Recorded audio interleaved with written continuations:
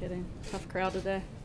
I know it's a little late than we're used to doing the briefing, so I'll just have a few updates before I get to your questions. I wanted to make sure you are all aware that last week the First Lady announced that she will lead the United States delegation in support of the more than 90 American athletes competing at the Invictus Games in Toronto, Canada this September. As the President often says, there's no better representative for the United States than the First Lady, and he's very proud to have her leading the team that will support these American athletes. The First Lady is very much looking forward to her first solo international trip, and her office is available to answer any questions you may have.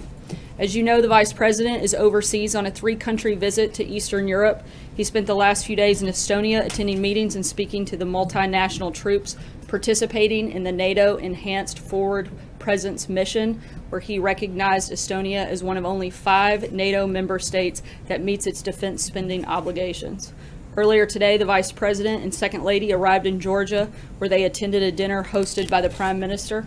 And as the Vice President continues to strengthen our relationships with our friends and allies in Europe during his travels, here at home, the Departments of Commerce and Energy welcomed news of a partnership between American Energy and the government of Ukraine. Ukraine's state-owned power generation company will purchase American thermal coal ahead of the upcoming winter season. This partnership will provide Ukraine with a secure, reliable, and competitive alternative energy source, helping to stabilize an energy supply which has historically been at the mercy of the country's volatile neighbors. This announcement will also boost our own economy, supporting jobs in the coal and transportation industries. As the Trump administration continues to move our country down the path of energy dominance, we hope to see more mutually beneficial partnerships like these in the future. And lastly, I know we all saw the ceremony that just ended in the East Room.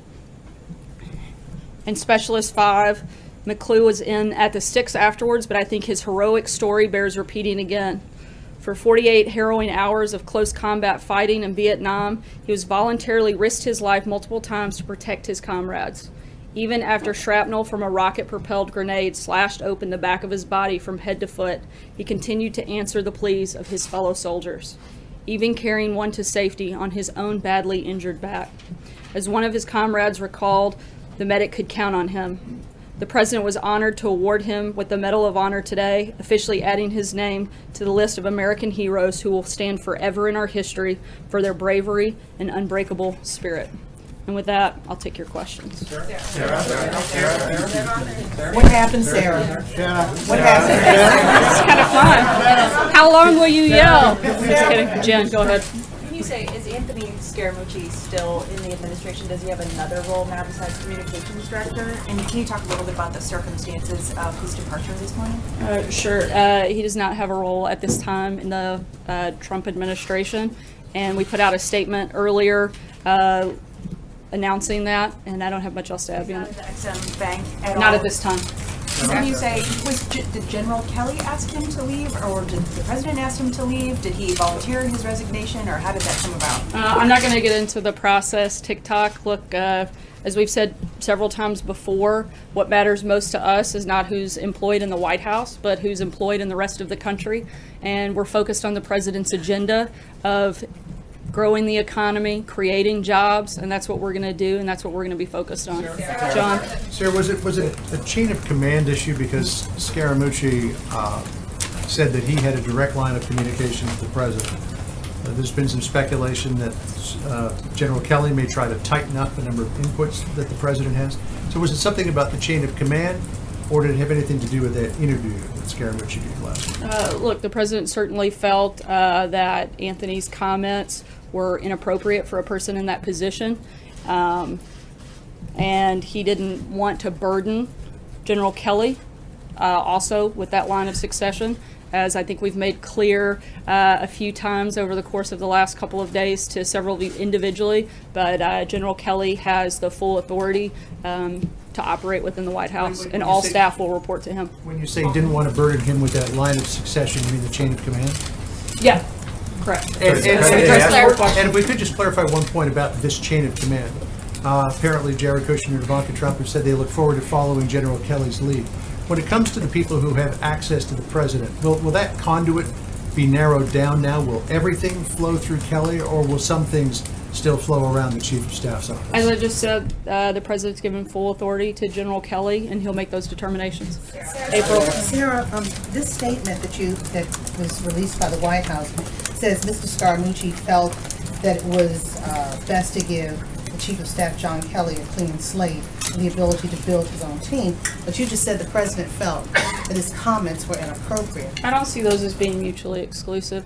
I think Anthony wants General Kelly to be able to operate fully with a clean slate, build his own team, while at the same time the president felt his comments were inappropriate. Those two things aren't mutually And a exclusive. follow-up to that, with the new hierarchy with General Kelly, tell us what it looks like in this administration.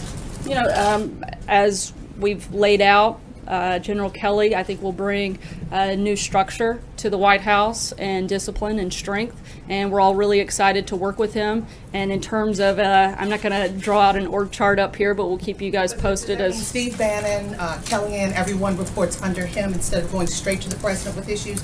Does every special assistant go to General Kelly first? I think I've been clear that General Kelly has the full authority to carry out business as he sees fit. John Decker. Thanks a lot, Sarah. Real quick one first. I have two for you. The real quick one, it regards Sean Spicer. Will he be in the administration in any way now that Anthony Scaramucci has announced that he will not be a part of the Trump administration? I'm not aware of any changes that have been made on that front. And then my second one is this: 10 days ago, Anthony Scaramucci was introduced as the new White House communications director. 10 days later, he's out of a job. The president announced on Twitter that there's no chaos at the White House. How would you describe what has happened over the course of the past 10 days? Obviously, you will agree with your boss, the president, that there's no chaos, but how do you explain that not to be the case? I think it's pretty simple. I've said it before. If you want to see chaos, come to my house with 3 preschoolers. This doesn't hold a candle to that. Does the president regret? Just to be clear, that's not an open invitation to come to my house. But if you guys want to schedule babysitting time, I'll be happy to work that out. Does the president regret hiring Anthony Scaramucci? I'm not going to get into anything beyond what I've already said on that front. You said you don't want to get into the process, but you already did. The statement says that Scaramucci felt. So you're basically laying this on him. You're saying that it was his decision. Was it his decision? I think I've been pretty clear that the president felt it was inappropriate. Both Anthony and General Kelly also, I think, came to a mutual agreement, and we're moving forward to focus on the jobs outside of this building, not within it. So two questions, one on this and then a different topic. Just to clarify, because I want to make sure I understand the word "he" here, who this refers to. You had said a minute ago, he didn't want to burden General Kelly also with that line of succession. The he president. there, that's the president. So Yeah. you were saying that it's the president who was deciding that. Look, we all serve at the pleasure of the president, but I think that this was a mutually agreed conversation that took place between several people. And then Stephen. on the other topic, Oh, sorry, on the another other topic. Just on Russia and Russia sanctions, do you know whether the president has or intends to soon sign the Russia sanctions bill? And why hasn't the president taken the opportunities he's had today, several public opportunities, to say something in response to Vladimir Putin's retaliation with the 755 diplomats? Yeah, so we put out a statement over the weekend stating the president's intent to sign, and we'll let you know when that takes place. We'll let you know when that's going to happen. And in terms of your second question, the follow-up was, I'm sorry. Why hasn't he taken the opportunity to say something forceful to President Putin? I mean, I've talked to folks today who said it's kind of striking, the silence from the president, with no sort of response out of his own mouth. He had a couple of opportunities today to say something about it, and he didn't. Right now, we're reviewing our options, and when we have something to say on it, we'll let you know. Sorry, not to beat a dead horse, but to go back to April's question. Why You not? said That's our earlier- favorite thing to do. You said earlier, all staff will report to the new chief of staff. Does that include Jared Kushner? Does that include Steve Bannon? Everyone reports to Kelly? That includes everybody at the White House. Okay, and then I want to also ask just a question about tax reform. Will the administration absolutely support the version of tax overhaul that comes out of the Ways and Means Committee? Well, we're working hand in glove with, we put out a joint statement with the Big Six. We'll continue working with them and announce details as they come forward. Francesca? Thank you, Sarah. When Sean Spicer resigned, it was for a clean slate. Now that Anthony Scaramucci resigned, that's also for a clean slate. Has the slate been totally cleaned at this point?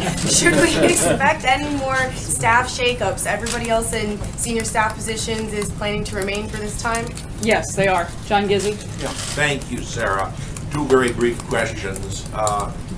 Is there any chance you will just leave the job of communications director alone, having had two people who held it leave rather abruptly in both cases?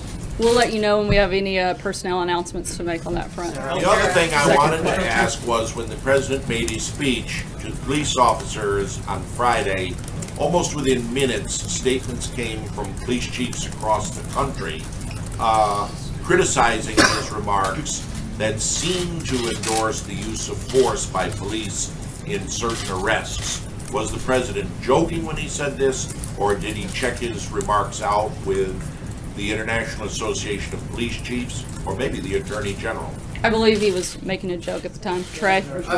So to be clear, because the statement says that Anthony Scaramucci is no longer with the administration, was Scaramucci fired by the president, or was he asked to resign? Again, I'm not going to get into anything beyond what I've already said on that. Quick front. follow-up from the president's perspective. You said this was a back-and-forth conversation. Can you take us through a little bit of what the president is looking for in his communications shop, why he might make this decision to make a clean slate? I think that he wants to work with General Kelly and the communications team that is intact right now and determine what the best course forward is at this point. Noah? Are reports that Attorney General Sessions is being considered for Homeland Security Chief accurate? How soon will that search be complete? How essential is it for the White House to fill that in a quick manner?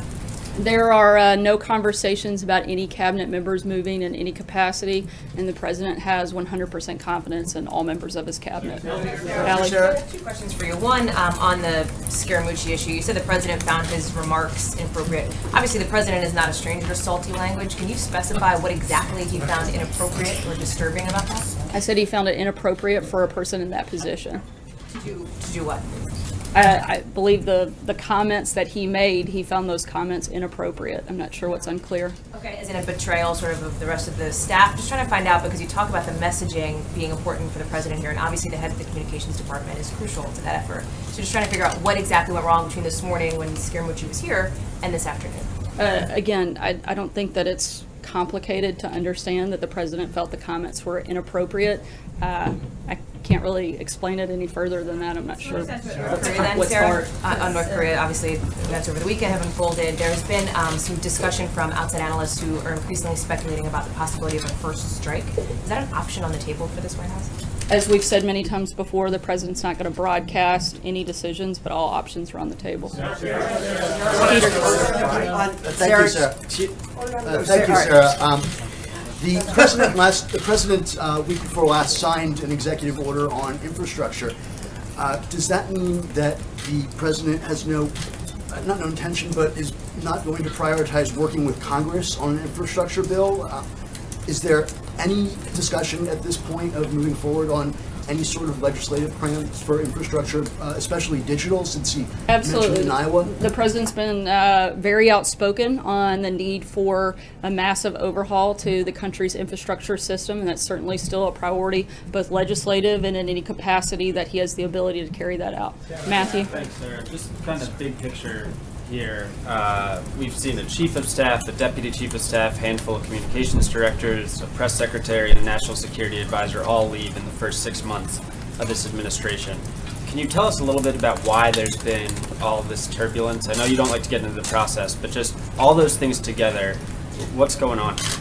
Look, we're continuing to focus on the president's agenda. We're going to have staff changes. We let you guys know when they happen. But like I said earlier, what matters to us are not the jobs that are within this building, but the ones outside of there. That's why the president's been so focused on growing jobs. We've over 1 million new jobs since he took office, the lowest unemployment in the last 16 years. Consumer confidence is at an all-time high.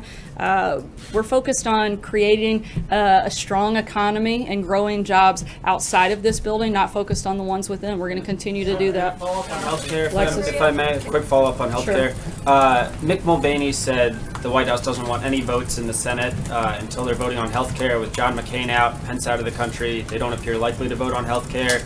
And you guys are also pushing for the confirmation of some nominees. Is it the White House position that they will accept the Senate voting on non-healthcare things over the next few weeks and months? We're continuing to push forward, hopefully with the repeal and replacement of Obamacare. We've never been shy about that, and we're going to continue to do that. Alexis? Alexis? The President's Legislative Affairs Director was talking today at the museum about the President's tax reform ambitions, and I wanted to ask if you can elaborate on the President's hope to travel in August to begin to talk about tax cuts and tax reform, and his interest in maybe getting some Democratic senators interested in supporting legislation. Do you have any details that you can supply about where he might go and the message he wants to impart? Not at this time, but certainly we'll make sure we keep you guys posted on the President's travel and schedule throughout August. I know he does hope to have a large amount of support for tax reform. It's something that is vital to our economy and something certainly the administration is very focused on and has been and will continue working both with the House and Senate as